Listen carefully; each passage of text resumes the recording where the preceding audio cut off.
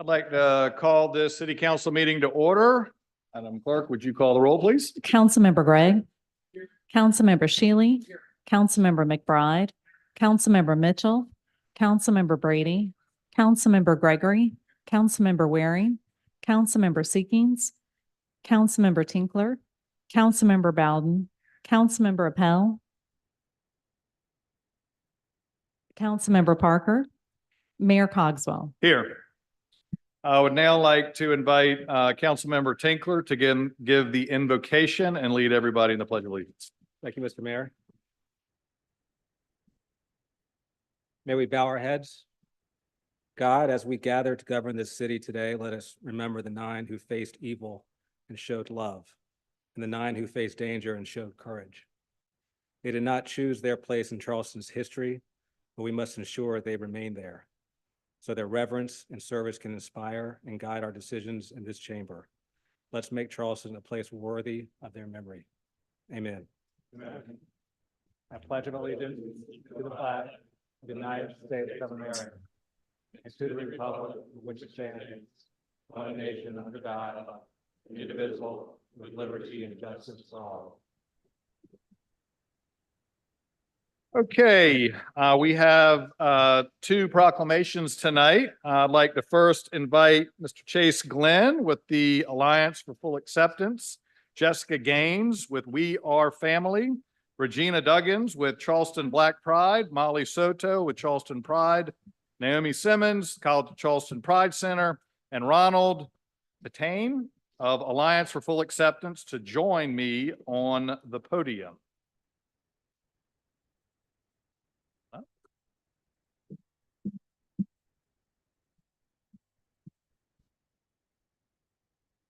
Okay. Whereas the city of Charleston embraces and celebrates diversity, inclusivity, and fundamental rights and dignity of all of its residents. And whereas the month of June has been widely recognized as Pride Month, honoring the LGBTQ+ community and commemorating the historic Stonewall riots of June of 1969, which marked a turning point in the fight for equality and justice for all. And whereas the Pride Month serves as an opportunity to promote awareness, education, and acceptance of LGBTQ+ individuals and their contributions to our society, as well as to address challenges they still face in achieving full equality.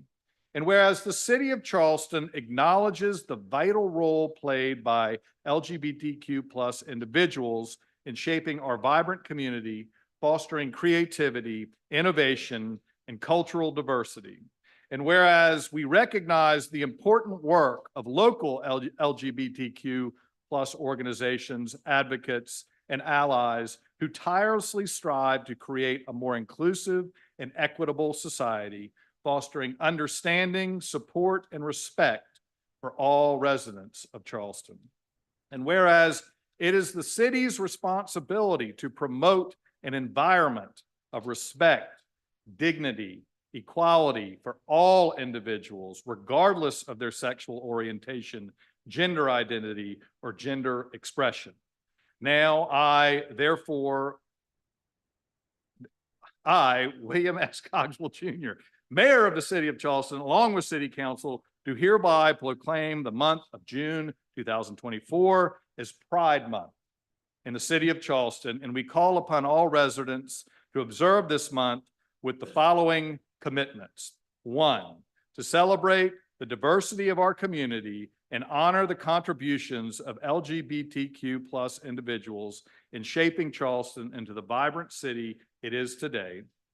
2, to promote inclusivity, equality, and respect for all individuals, regardless of their sexual orientation, gender identity, or gender expression. 3, to support and participate in local Pride Month events, including parades, educational activities, and events that promote awareness and foster a sense of unity and acceptance. 4, to stand against discrimination and hate crimes and to advocate for laws and policies that protect the rights and well-being of LGBTQ plus individuals. And 5, to educate ourselves and others about LGBTQ history, challenges, and accomplishments, working towards building a more inclusive and understanding community.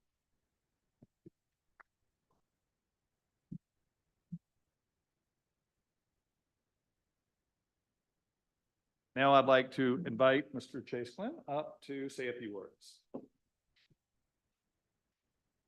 Thank you so much, Mayor Cogswell and council, for issuing this proclamation and for continuing the longstanding tradition of the mayor and the council recognizing the importance of Pride Month, and not only for our LGBTQ plus community, but for all those who support equal rights and protections for LGBTQ plus people. My name is Chase Glenn. As I said, as was said, I'm the executive director of the Alliance for Full Acceptance. We have a number of other leaders who came here today who didn't happen to have their name mentioned. And Jessica from We Are Family just arrived. Sorry to call you out. But our organizations here are a part of what makes this community so strong and so vibrant. They fight for the rights of LGBTQ plus people and support our community members every day, day in and day out.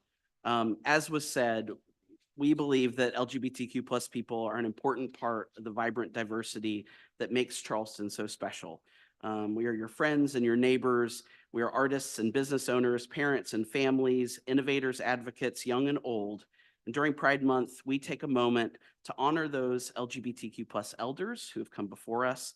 We celebrate those who are with us still, and we set our sights on continuing the progress toward LGBTQ plus justice and equality. Thank you for taking a moment to acknowledge our community, for acknowledging Pride Month, and I'll say Happy Pride.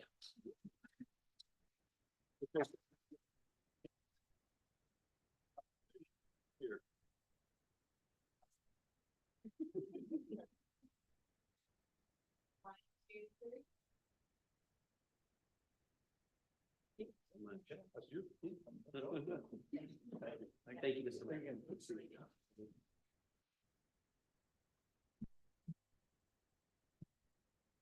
All right. Next proclamation we have, I'd like to invite Councilman Kevin Shealy up to the podium for National Collector Car Appreciation Day. Whew. And Mr. Hyatt is not able to make it. Okay. All right.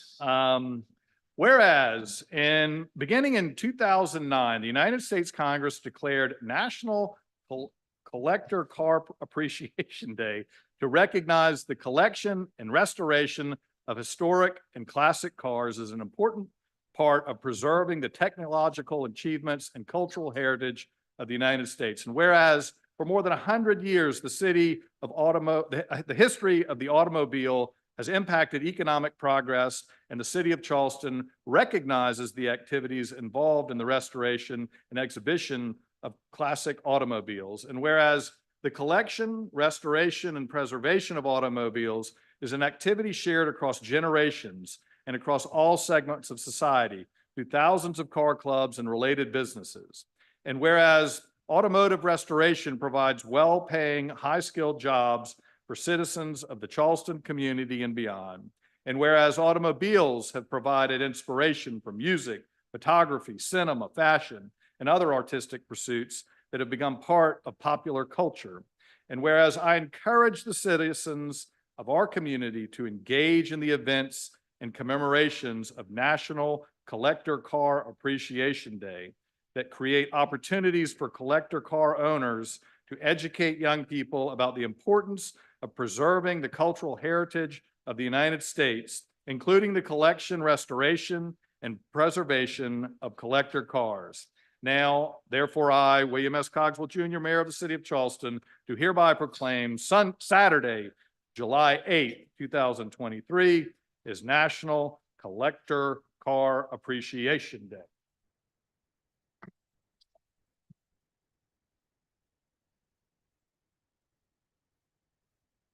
Mr. Mayor, I think we ought to have a speech. Yeah. I do want to say that usually Trevor Sheeler or Hugh Hyatt are here, and a lot of you know Trevor because he was one of our former police sergeants. Did a great job for our police department, but he heads up the Antique Automobile Collectors of America Club for the Charleston area. They do a great job here. But on July 13th, they will line up at Brittlebank Park. You'll have about 50 or 60 of these classic cars. I mean, it is a sight to see, really. And they'll line up at Brittlebank Park. They'll start lining up about 8 o'clock in the morning. If you get out there about 8:30, you can go look at all the cars. But they will take those cars and follow each other through the city of Charleston, around the Battery, back up through Broad Street. Then they go over a little bit of James Island and West Ashley. Will probably end up at Charlestown Landing, I'm assuming, this year. They either end up at Charlestown Landing or one of the gardens. But if you have a chance on July 13th to come over to Brittlebank Park, if you want to ride in one of those cars, we can make that happen for anyone that's a member of our staff with the city or any of our council members. So they did ask me to share that, but it's a neat experience. I've been able to ride in that lead car that Trevor has for the last few years, and it's really, really a cool experience. So I hope you'll take them up on that and join me on July 13th. So, but anyway, thank you, Mr. Mayor and council, for doing this. Thank you.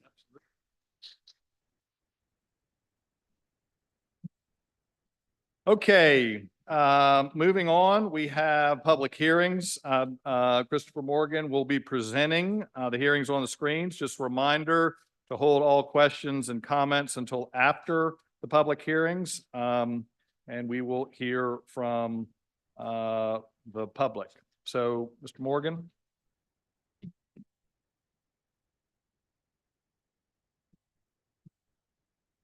Thank you, Mayor, members of council.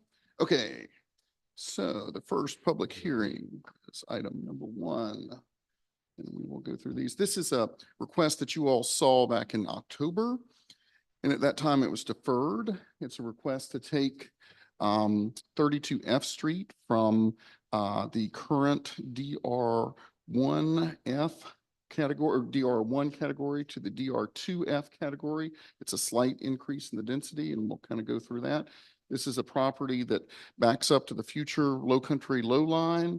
It's in the HFI neighborhood just off King Street that has seen a good number of rezonings similar to this. You'll notice the other DR2Fs on the same street that have happened over the last few years.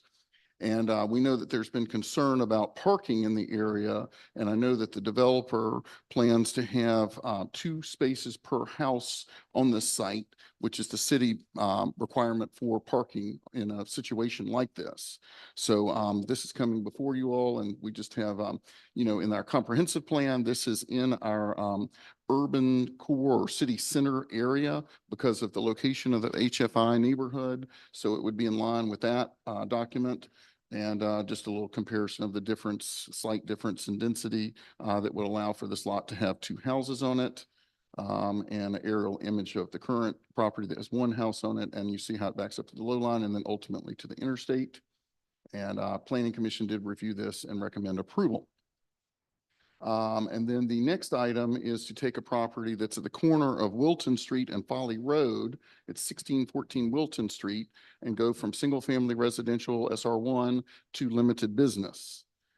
And we'll give you an image overview. So here we have the parcels that are along Folly Road, and you see this parcel is the one in yellow outlined. It is surrounded on 2 sides by limited business, and then it has residential zoning that's in the town of James Island to the rear and across the street. It is, as I said, currently residentially zoned itself. It has a residence on it, and it is adjacent to other parcels that are limited business. It's the Walmart is a landmark kind of across the street. That's the large building just to the southwest of this, and it's very near the intersection of George Griffith Boulevard. A broader picture shows you that on this side of the street, we've really not gone to the intensity of limited business in this area. As you go up to Camp Road and down to almost all the way to Fort Johnson, haven't really had a rezoning of this intensity of limited business. We've had some CTs and some offices, things like that. Here in our comprehensive plan, it's shown as being part of our suburban category. So it would be not really in keeping with that suburban recommendation for this to go to limited business. And that's part of our recommendation on this, and was also part of the Planning Commission's discussion on this. Again, an aerial that shows the town of James Island zoning. It has a office residential at the very corner of Wilton and Folly, and then residential single family on the other parcels. And this is our future land use recommendation, just the difference between the two. And the intensity is, you know, the concern with the limited business. Limited business does also allow gas stations, and it would create a parcel that potentially could hold a gas station with the other three added together. And just a comparison between SR1 and LB. And then also equally important, this is from our Folly Road overlay, which was separately adopted and also part of our codes.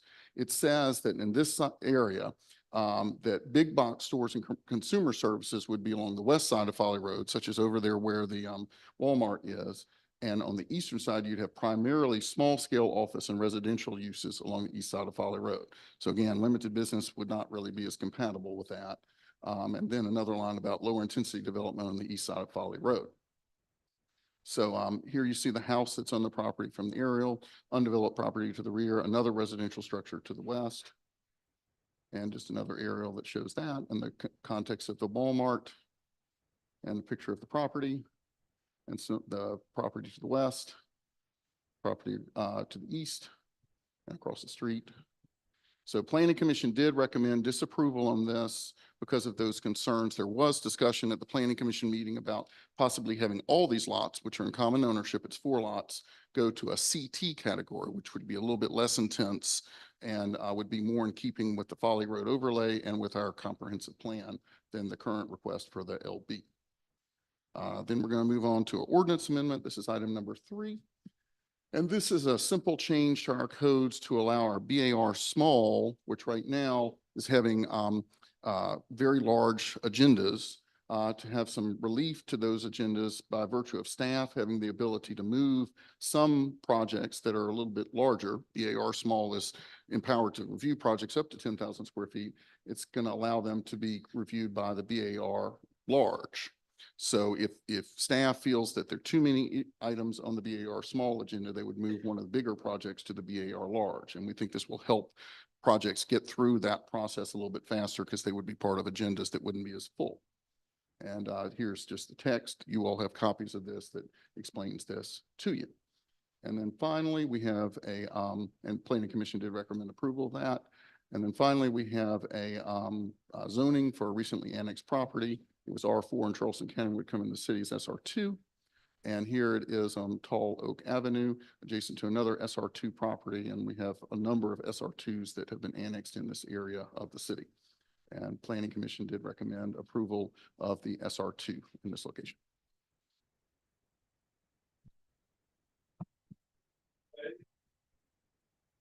Now we will have public participation. Buck, how many people do we have signed up? We have 1 person signed up. These are just for the public hearings. Just for the public hearings? Yes, sir. Okay.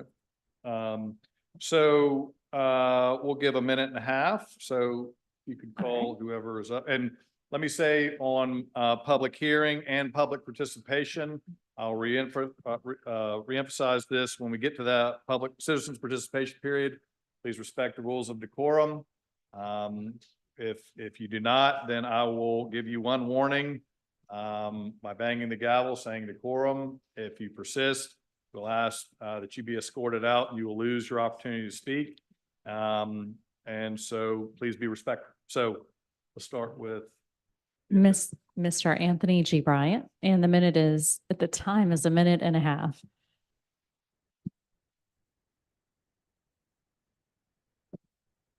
I want to address directly item A, item A, H, F, and I Street. And as I see at this meeting at 3 o'clock in the daytime or 4 o'clock in the day, Mr. Mayor, respectfully, we need to get a little more notice out there, because when you get into the BAR and you get into the BZA, then it becomes intense. People start recognizing signs and saying, well, hey, he got the zoning here, not limited attention here. So you go with the recommendation here. And then all of a sudden the neighborhood finds out, I didn't know his own GB. I didn't know his own limited business. I didn't know any of this stuff. And all of a sudden, they're at the BZA meeting, packed with people. And so it seems as if we need to get a little more notice into these neighborhoods in terms of these very technical things we're doing, because people really don't get it until after you get the zoning. Now, the question becomes this: if a person doesn't have the, for example, on Cortland Avenue, he has a GB zoning, he needs an ingress and egress, how long does he keep that zoning? For 10 years? I mean, if he's not going to use it, or they're not going to use HF and I Street in the lowland area, they lose that zoning, and they can't get a special exemption or whatever from the BZA or any other group, then what happens? The community is just stuck with somebody in a property that's not going to use it because they use the process to get around, to game the process. So they get the Time. zoning and that's it. That's my concern. And was there anyone else who needed to speak under public hearings? All right, I think that's all we had. Okay, any comments from council? Councilman Parker. Yes, thank you, Mr. Mayor. Mr. Morgan, did you receive a deferral for item E2? No, we did not. Okay, so I received an email since they weren't able to be here that that's what they would like to do. Now, I don't know if they've reached out to planning or not. They had not up till now. Okay, so. well, I would really appreciate it. Always seems like District 12 has a hard time coming to the table, knowing what to do next. So I don't think that I should be the one communicating with them if there's a connection lost here. Another matter, we've had discussions about this parcel. You said specifically that a gas station probably wouldn't fit there, but you told this body that it could. So I just want to be clear for the public as well, because this item was on the agenda a few months ago. And I suggested that community outreach be done. Mhm. This individual has done that. Mhm. I did suggest that they be here to Mhm. answer any questions or concerns. I hope that the city will help our citizens with the process rather than hinder. Mhm. It was quite the presentation, quite the, this isn't an opinion. We need to help citizens and guide them. My job is to listen to our citizens and make Folly Road the best that it can do. And I understand that you may not feel that this can go there, but either way, you told me specifically that a gas station couldn't go there. So I just wanted to be clear, is that it can or it can't? And I'm sorry if there was any miscommunication, but we felt without this rezoning, a gas station could not fit on the 3 lots. But with the 4th lot, we think a gas station will fit, and we've seen designs for one that But you does told me fit. that it could not, it probably could not, that close Okay. to residential. And that- So I just wanted yeah, to put that yeah. out there, but I would make a motion to defer this item until July when the owner can be here.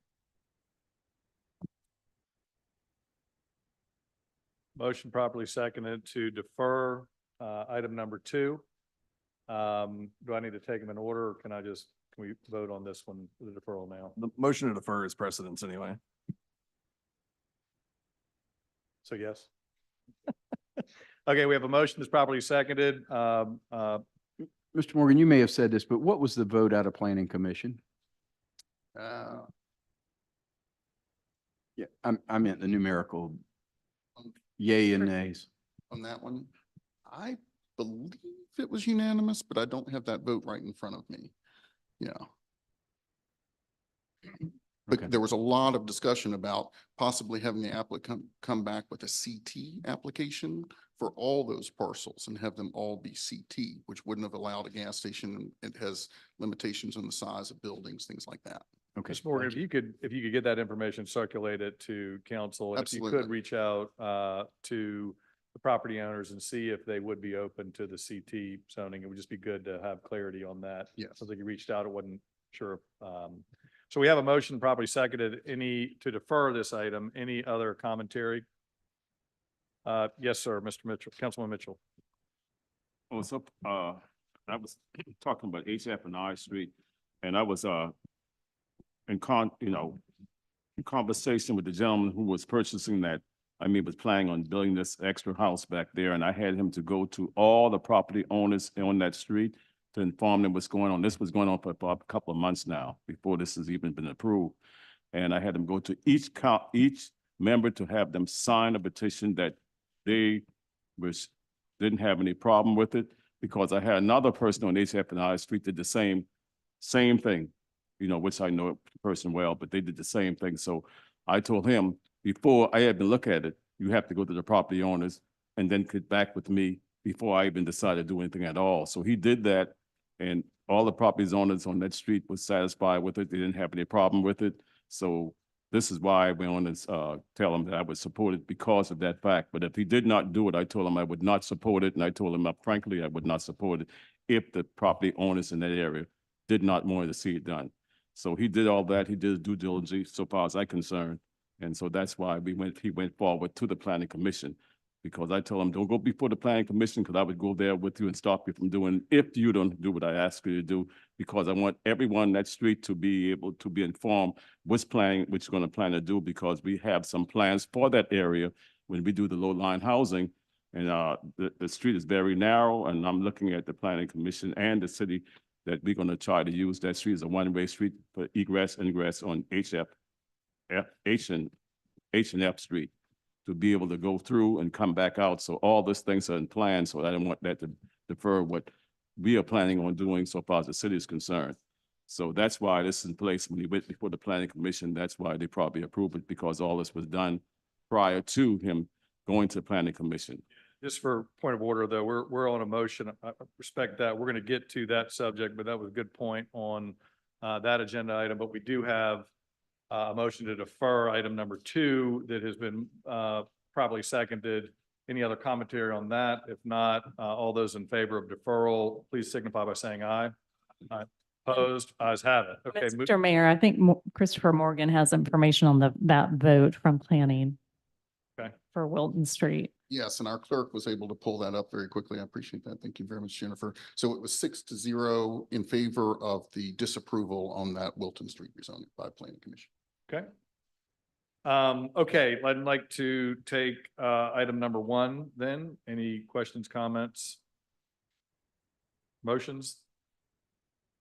Move to take number 1, 3, and 4 together. Motion properly seconded. All those in favor signify by saying aye. Aye. Opposed? Ayes have it. Do I have a second?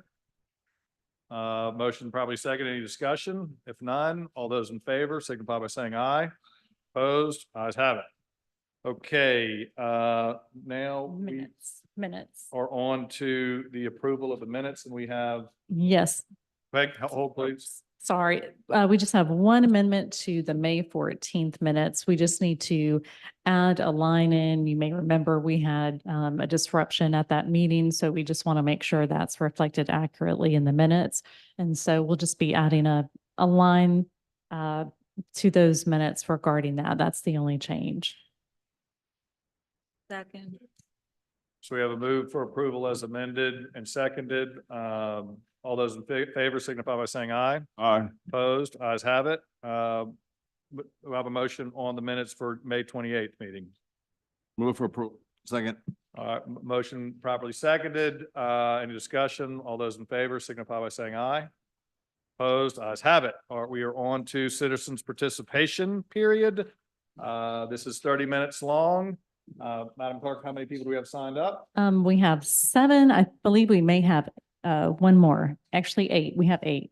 Okay, we have a packed agenda tonight. I'm gonna ask that we keep it to 1 minute tonight. And again, please remember the rules of decorum. Please be respectful. This is not a question and answer. Please do not direct your commentary to any one individual on council. This is not a question and answer period. This is for public participation. So again, I'll give one warning. If you proceed to violate the rules of decorum, we will bang the gavel and ask that you be escorted out of the chamber. So please call the first citizen. All right, the time is 1 minute. Mr. Anthony G. Bryant.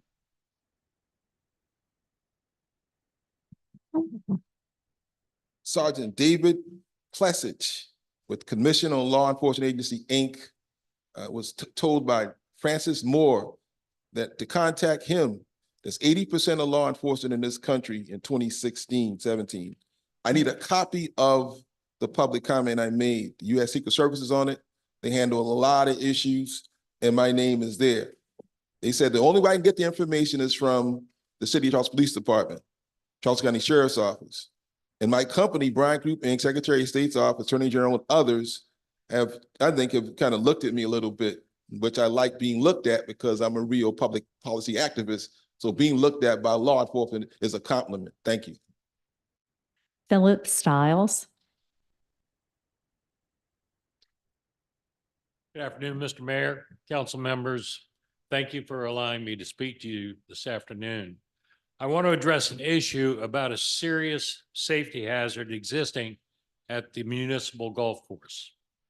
The complete disregard by motorists at the crossing between the 9th and 10th holes on Maybank Highway have made that crossing a potential death trap for individuals attempting to cross walking or riding in a cart. 2 weeks ago, my cart partner and I were almost hit by a driver that ignored the flashing lights at the cart sign, the traffic stop. 3 lanes of traffic were stopped, long lines of traffic, and my cart, which was halfway across the lane which that motorist was traveling. That same experience happened to a friend of mine the following Sunday. Make no mistake, these are not isolated incidents. Time. Thank you for your time. Edward Jones.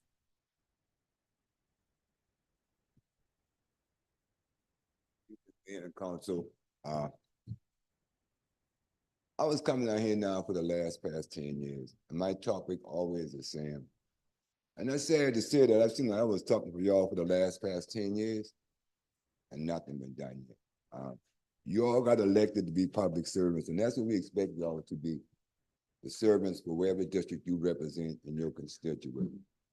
Now again, I'm going through all of that, but I'm just saying, I was coming here to y'all for the past 10 years or more on the same one topic, and nothing been done yet.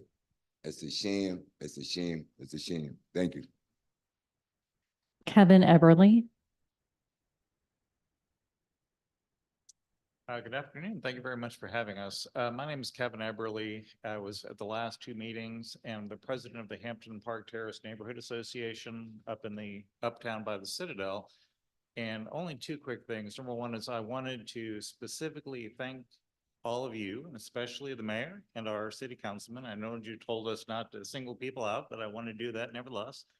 Who are both extremely supportive of the neighborhood, open and backing the neighborhood in its concerns over the Johnson Haygood football stadium.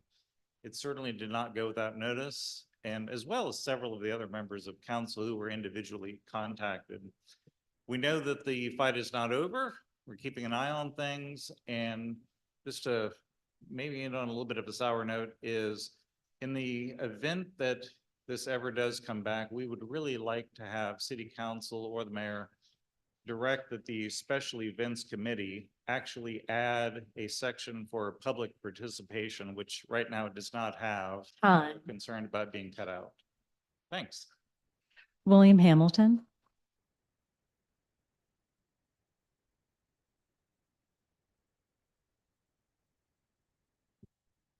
All right, Louis Kwan, and apologies if I'm mispronouncing your last name. Louise Kwan. All right, we will move on to our online speakers. Jerome Harris.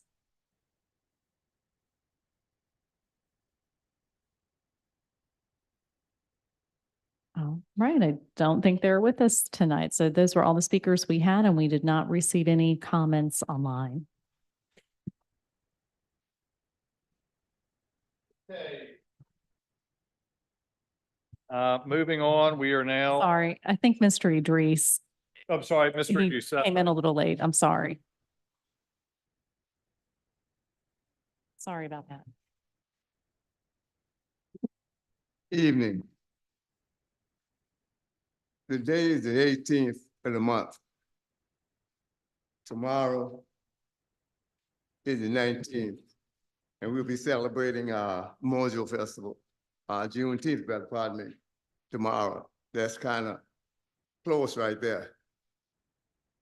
The word vote have V-O-T-E. That's how you spell it. And if you put a number by each letter, you are going to get 62. And if you put a number by each letter of riot, you are going to get 62.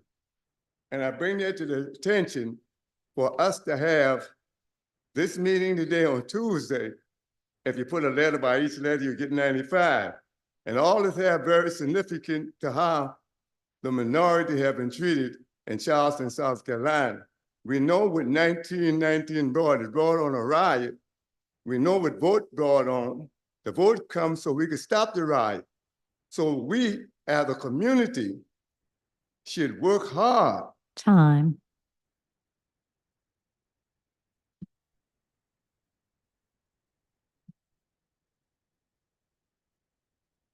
All right, moving on to petitions and communications.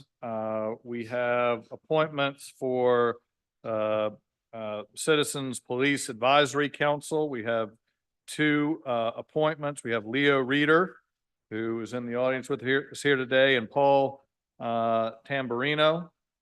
And both have been, well, one's a new representative. Any motion or commentary? Move for approval. Second.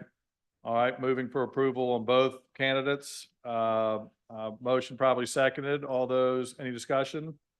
Not all those in favor signify by saying aye. Aye. Opposed? Ayes have it. Congratulations.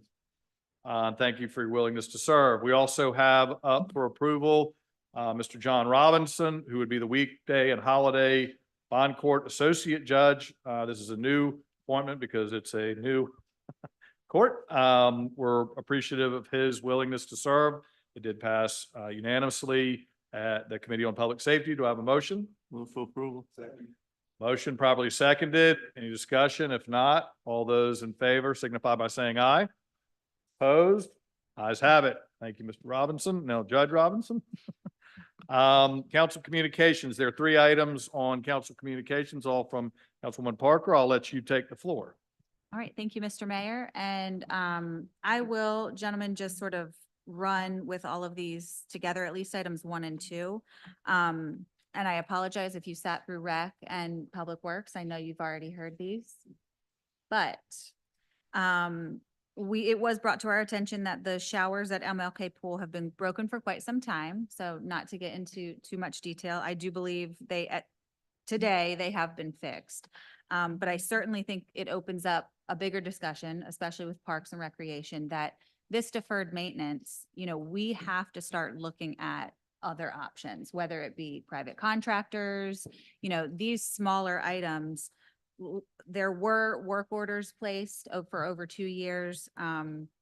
If they're running, we're spending taxpayer dollars, wasting money, just running them all weekend. So, and these are small problems, small items that I do think that our department, we have wonderful staff. This has nothing to do with them, but I think they told us that they had somewhat of 2,000 work orders. So anyway, I just wanted to put this on here. I think it's important. I saw recently they posted, this is our only year-round pool, I believe. And so let's just keep some of these recreation centers and such, let's keep up with them a little better. So that was the ultimate goal. But so I guess today it has been fixed and no camps or anything have been, affected.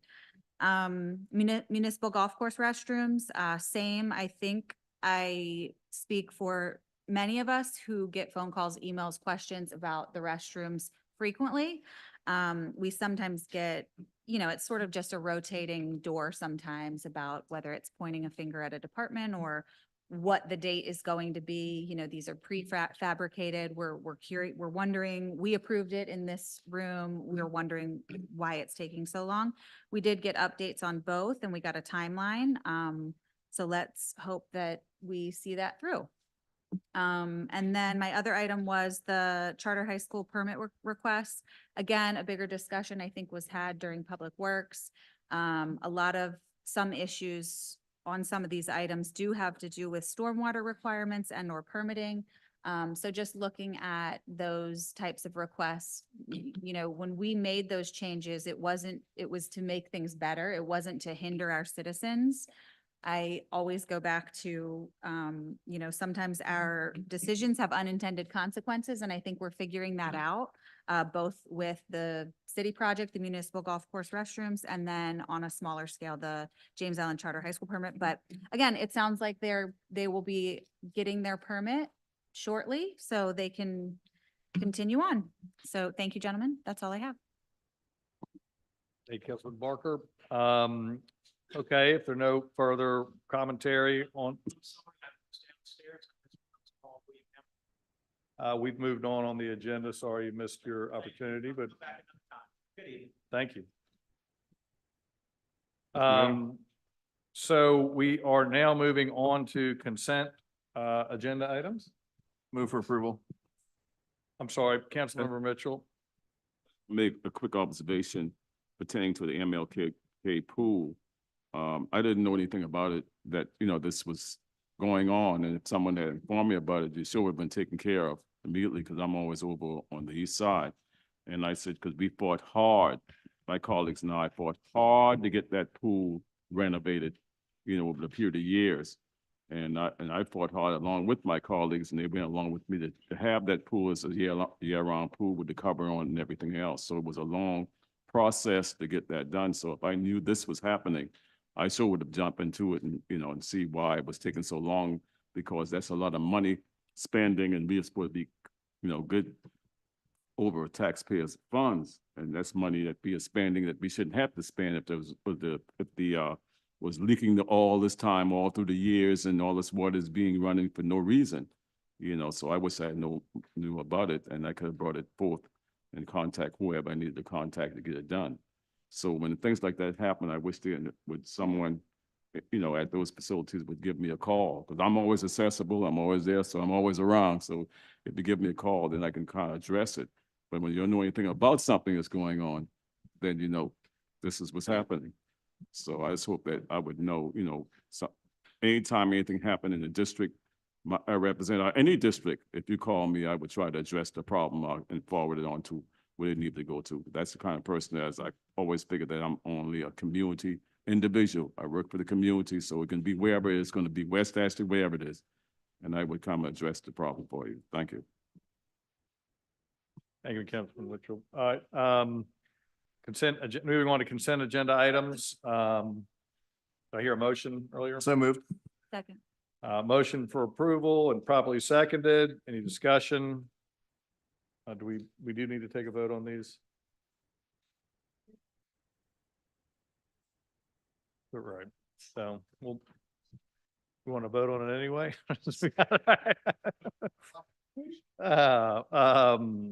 Okay, well then, moving down to council committee reports then. Yes, sir. Councilman Greger. Compensation study updates and timeline. Chairman, can you tell me where we are on that, please? Sure. So I believe they have a meeting set up with, it might be department heads again or the mayor's office in July. And then they will hopefully be presenting in August to the committee. And then I think we'll go from there, but I will definitely have, so our next human resources meeting will be in July. It is before that particular, basically they're going to give us like the preview of the final report to come out in August. So I did ask the committee, and I'll ask other members of council now, if you have any specific questions, if there's certain target items that you want them to focus on. So that way, when they do come back in August, we'll have all those questions answered, because I think it's really crucial. I mean, the timeline, it sounds like everything's going on, going smoothly. It's wonderful. But we know that with budget season coming up, it's going to be key that if we have questions, we get them answered swiftly. So if you do think of something, please email Kay, the mayor's office. But yeah, so it's looking like meeting in July, preliminary report, August, final report. Thanks, Madam. Does that help? Thanks, yes, very much, thank you.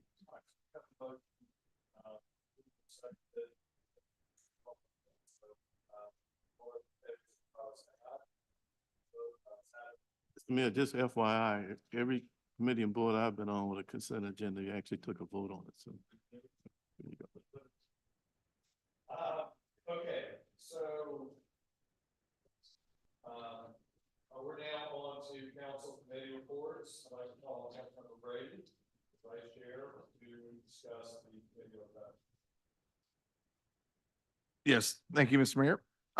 So we had a meeting on May 28th.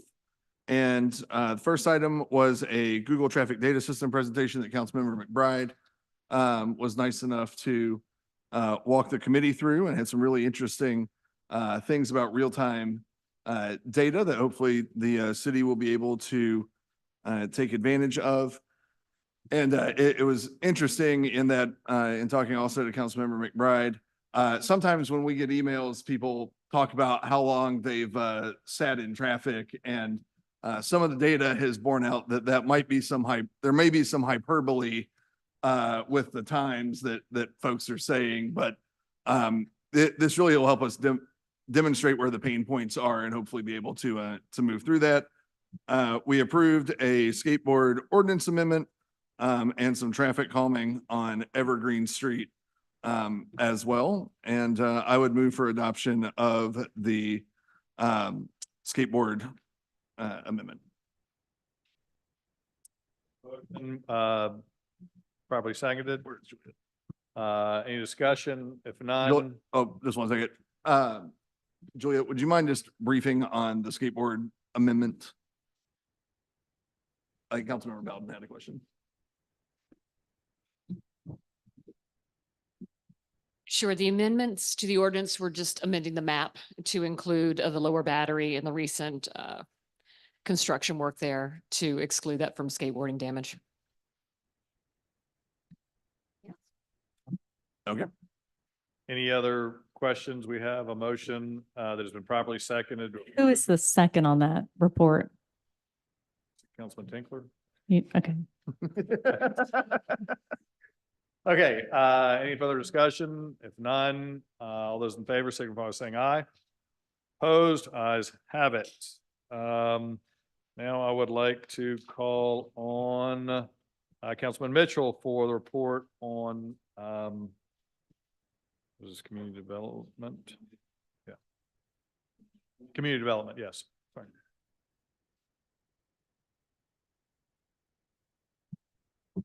I know Councilman Gregory don't want me to call him, but because I was a little late and I passed it on to him to carry the meeting.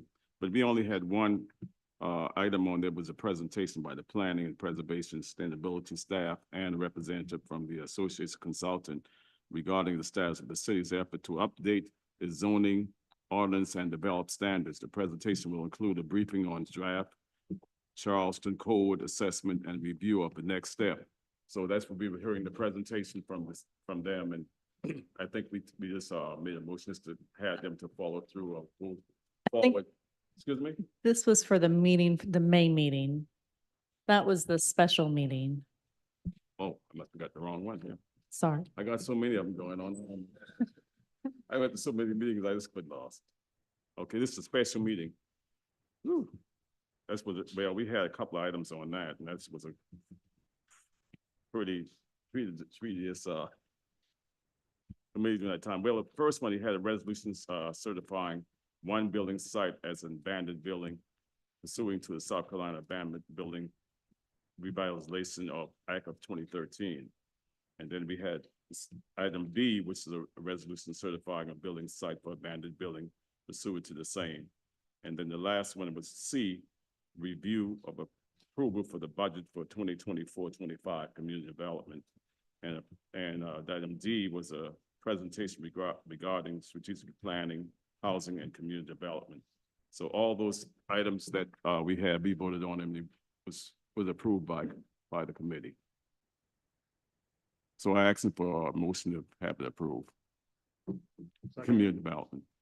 We have a motion probably seconded. Any further discussion on any of the items?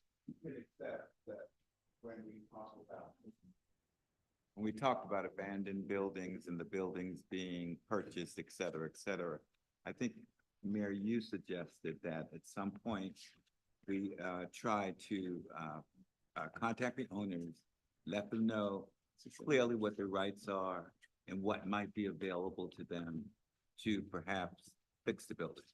I think we had that discussion. We did. Okay. Absolutely. Yeah, I think we were looking at potentially figuring out, working with planning. Yeah. Our neighborhood services to identify a map of buildings that would qualify under the ABA credit. Okay, so we have motion property second. Any further discussion on these items? If none, please signify, please signify by saying aye. Opposed? Ayes have it. Next, we're on to Committee for Public Safety. I'd like to call on Councilman Shealy. Thank you, Mayor Cogswell. Yes, sir.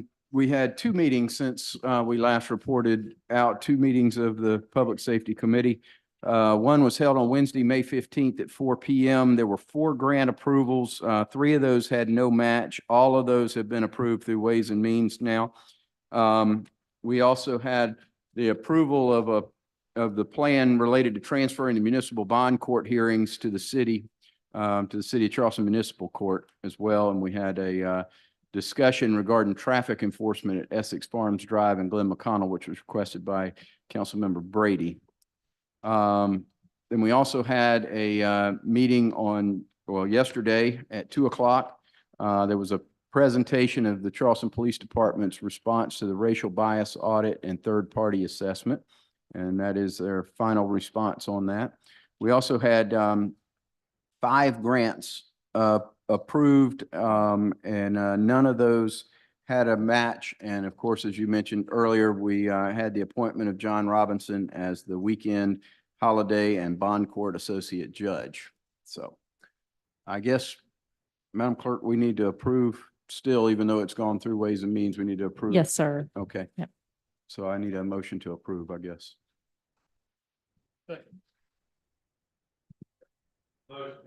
Motion has been probably second. Any discussion? Councilman Gregory?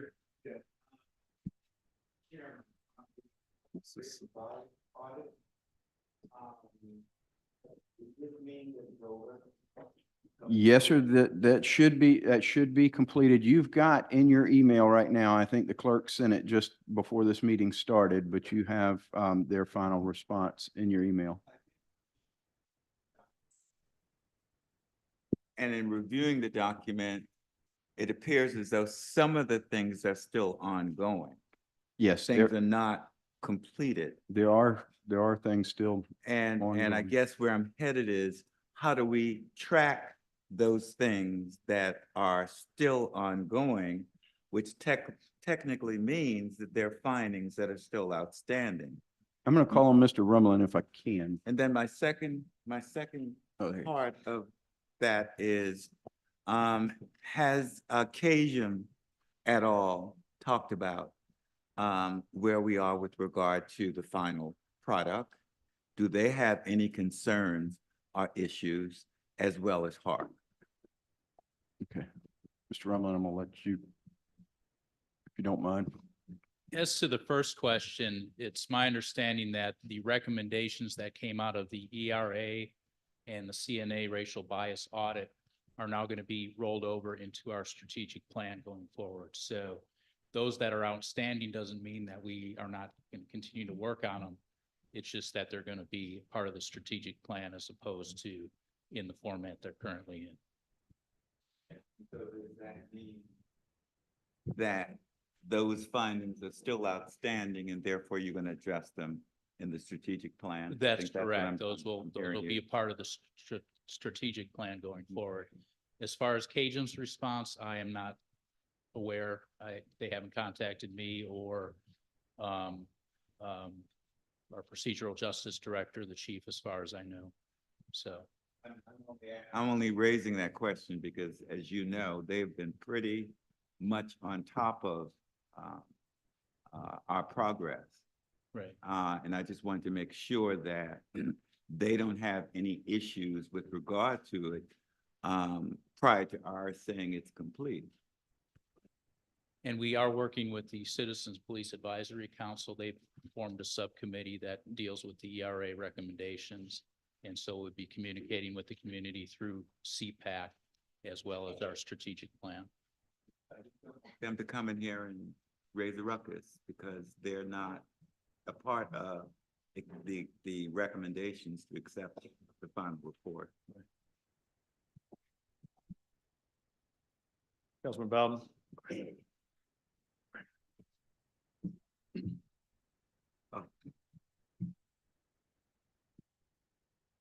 Thank you. I want to talk about a different topic, which is the transferring bond court responsibilities to us. I'm not sure if I didn't raise an issue about this when we voted on it because it needed to happen immediately. Thank you to our staff who worked very quickly to make that happen. Thank you to the judge that we appointed tonight for being willing to serve. My issue is with the county pawning this off on us with zero notice.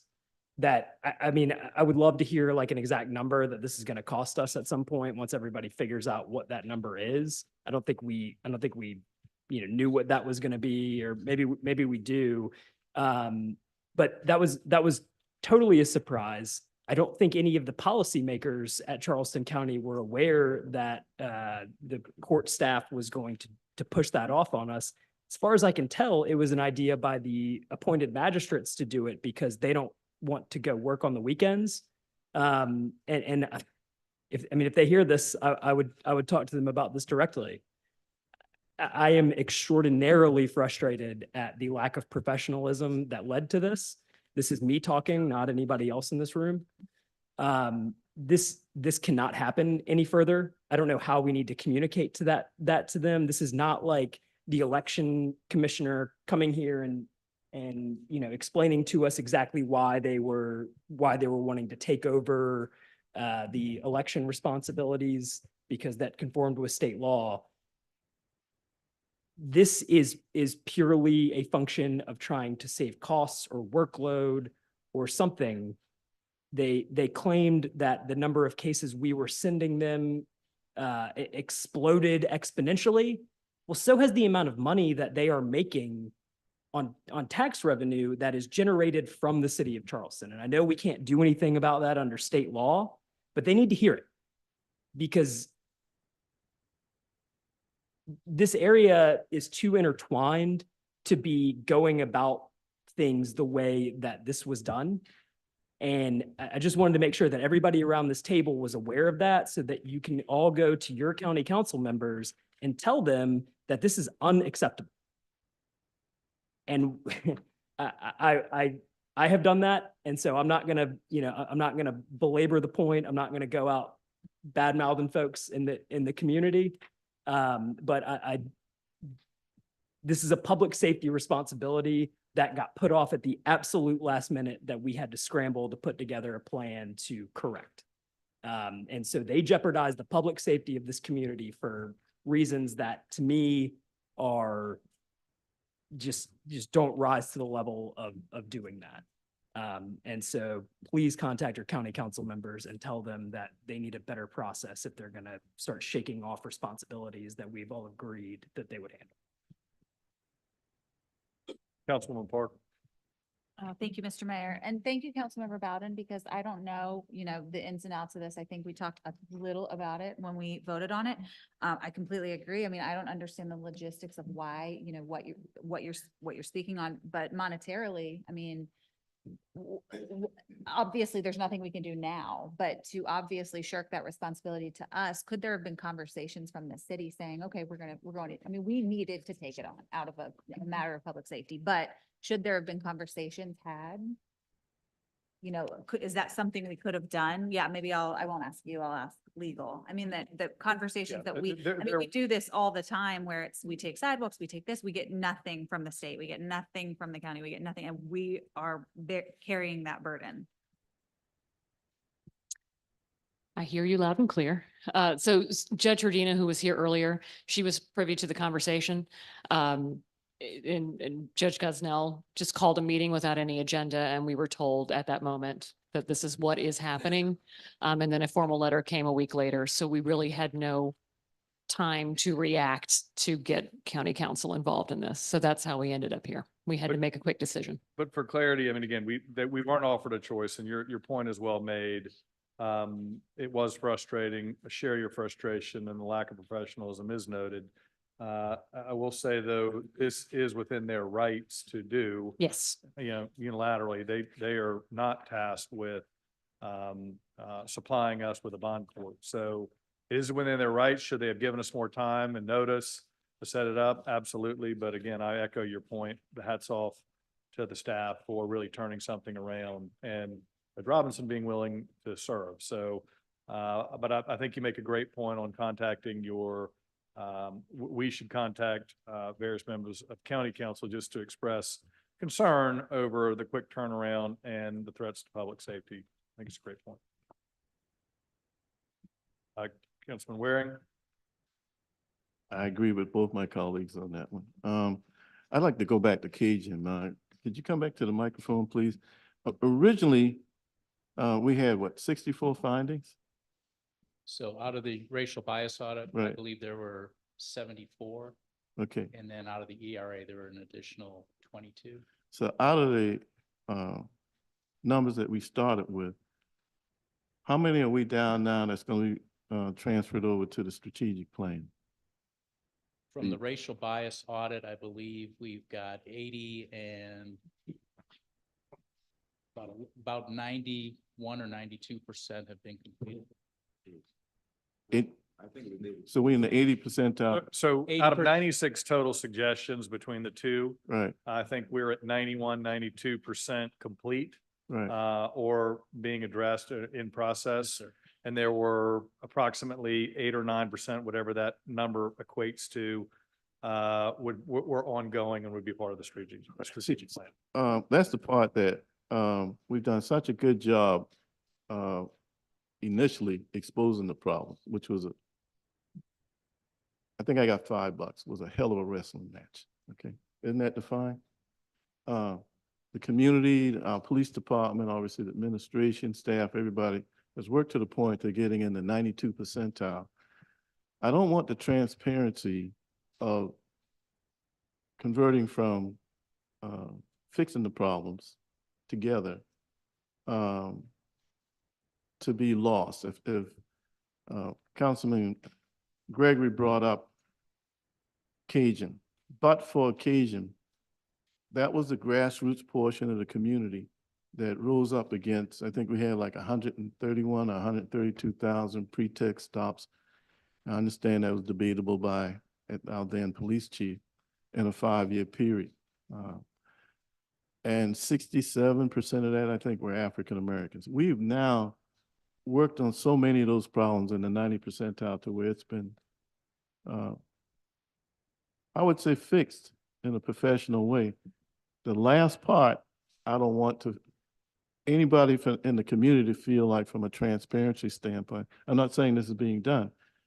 The question was asked, has Cajun commented on it? Have we reached out to them for a comment? I know they've been reaching out to us.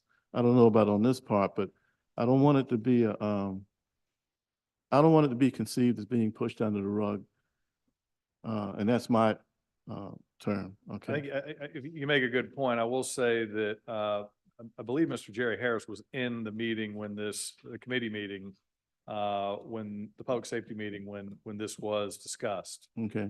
So he was there. Whether or not the larger organization was invited, I don't know, but I think you make a good point. Right. So in other words, it's like a contractor that does 90% of the job, doesn't come back to finish the last 10%. That's what you remember. You know what I mean? And that's, I guess, frivolous to compare to a contractor because this is dealing with our whole community. But just want to make sure that from a transparency standpoint, we are now informed, but I want to make sure the community doesn't feel left out on this part.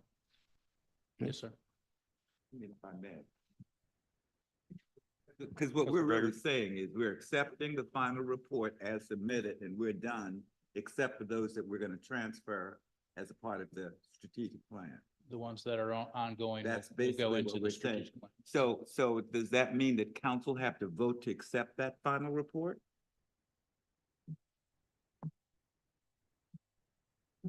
I'm just asking.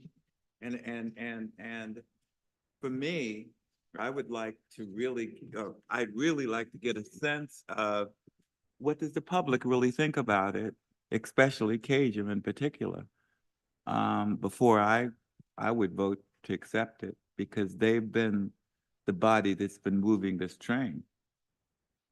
I think that, just if I may, I think Councilman Waring, you make a great point that there should be some potential follow-up to, and see how these, remaining items are being implemented into the strategic plan and how successful they might be. So perhaps an amendment could be to, have a follow-up report on the implementation of those remaining items. But as I understand it, the 90 some odd that were, I mean, those were deemed completed. So I believe it was a third party that was reviewing it. Or was it? Yeah. Yes. So I think following up on the balance makes good sense. And I think that the police department would be very open to that. And I think the intention is to continue to rely on the Citizen Police Advisory Council to be a conduit between the public and the police department in communicating what we're doing and what the public wants us to do. So Is there a rush to get this approved today? I mean, can we defer this until we have a chance to reach out to community-based groups or did? I Time? think this was just a presentation because there was Oh, no this is action presentation. taken at Oh, public okay. I'm safety. It sorry. was just information. I didn't realize Okay. that. Sorry. So no further action on that. We do still, we do still need to carry the vote on public safety, but Councilmember Brady has his hand up. I just had one quick thing. On the flip side of professionalism, I would like to commend the Traffic and Transportation Department on the Glen McConnell and Essex Farm side for working with the county very quickly to get a cost-effective solution in place, as well as the Charleston Police Department for initiating some selective enforcement action in that corridor. I have gotten some folks saying that they've seen some people get pulled over for blocking the intersections. So the professionalism and with which that was carried through should be commended, and I greatly appreciate it. Thank you. Okay, we have a few items that we do need to vote on though, as I understand it. Yes, for public safety, and there's a motion and a second. There's a motion and a second for the approval of the actionable items in public safety. Any further discussion on public safety related items? If none, all those in favor signify by saying aye. Aye. All those opposed, ayes have it. All right, moving now to Committee of Public Works. I'd like to call on Councilman Waring.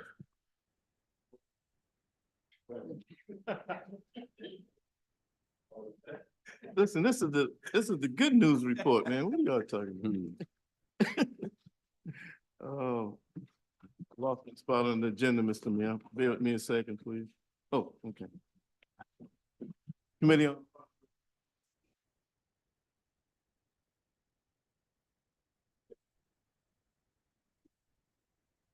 Oh, well, I thought May 20th was on the consent agenda, so if we can move approval on all actionable items on the May 20th meeting.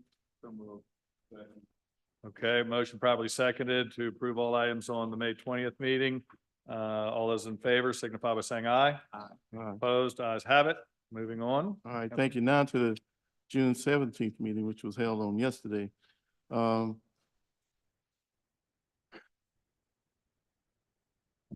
In council members, Mitchell's district, an item he and Councilmember Lewis have been working on for a couple of decades, King Street Hugie Pump Station. We started out at $5 million on that one. We are now, when you add items 1 and 2 on the agenda, what's that? Actually, 20,350,000. 19,624 plus on the pump and all that work to be done. And then on item two, the consultant fee, basically, an additional $736,000. It's a lot of work, a lot of comments on it in the meeting, and Councilman Mitchell. Councilman Mitchell was the one that years ago said that when people would think they could drive through the water, get stuck, the fire station on Hughes Street actually has a John boat today to ferry people out of that deep water. So we finally got a solution. It's moving. And that's one of the main arteries on King Street to get out of town when you're trying to find a way off the peninsula doing these rain gushes, heavy rain events. You see the check valves, which are now commonplace, but do a yeoman's job, so it's very cost effective. And then we had a executive session concerning Fire Station 23, which is covered further down on the agenda, but we had very good reports. The Peachtree Street project that you all saw written up in the paper, which finally got DHEC to allow us to clean out the outfalls instead of by shovel in the pluff mud, using modern day technology to do that with vac trucks and the like, which is going to pay a small project that costs about $250,000 that is going to pay big benefits for a well-entrenched Peachtree Street community. Mr. Fountain, you want to come and add anything to that? Not necessarily, but it was a very good report, actions being done, and I think we all need to share that because each and every one of us in these 12 districts that we represent have similar stories that need to be met. So great job, Mr. Fountain, team, mayor, everybody. Move approval on this report. Motion probably second. Any other discussion? Includes the first reading of the ordinance regarding flood hazard prevention and control that was approved at the May meeting. It does. Okay, so we have motion probably seconded. Any further discussions? If none, please signify by saying aye. Opposed? Ayes have it. Okay, moving down to Ways and Means, we have two amended items and two annexations, as two annexations are being withdrawn. So Councilman Gregg, you want to make a? Okay, we have a motion properly seconded. Any further discussion on the Ways and Means agenda? If none, all those in favor signify by saying aye. Opposed? Ayes have it. Okay, we are on to bills up for a second reading. There are 6 items up. Items L1 through L6. Move to take L1 through L6 together. We have a motion properly seconded to take L1 through L6 together. All those in favor signify by saying aye. Opposed? Ayes have it. Now we are on items L1 through L6. It's actually M1 through M6, sorry. Sorry. N1 through N6. Second. Okay, motion properly seconded. Any further discussion on these items? If not, all those in favor signify by saying aye. Opposed? Ayes have it. Shall these bills pass, the titles thereof be changed to ordinances and be ordered engrossed for ratification. A motion probably seconded. Any further discussion? All those in favor signify by saying aye. Nay. Ayes have it. Okay. Now we're at executive session. We are, at that, there are no first readings, so we are up to miscellaneous business, and there are 3 executive sessions. Okay, I get a motion to go into executive session with motion probably seconded. Anyone second? Did someone second? We have a motion that's been probably seconded. All those in favor of going executive session? Mayor, you may want to announce just what sorry, they what are they are. for Yeah, before we sure. go in. We have 2 executive sessions, or 3. One, to receive legal advice and consideration of stormwater requirements for Fire Station 23. Another one to receive a legal update in consideration of land purchase settlement and release agreement related to Harmony West Ashley LLC and Stefan Hoyer versus City of Charleston. And a final executive session item to discuss contractual arrangements with the Army Corps of Engineers and to update on the tax increment financing related to the Union Pier project. So I have a motion, probably seconded, to go into executive session. All those in favor signify by saying aye. Opposed, ayes have it. We are in executive session.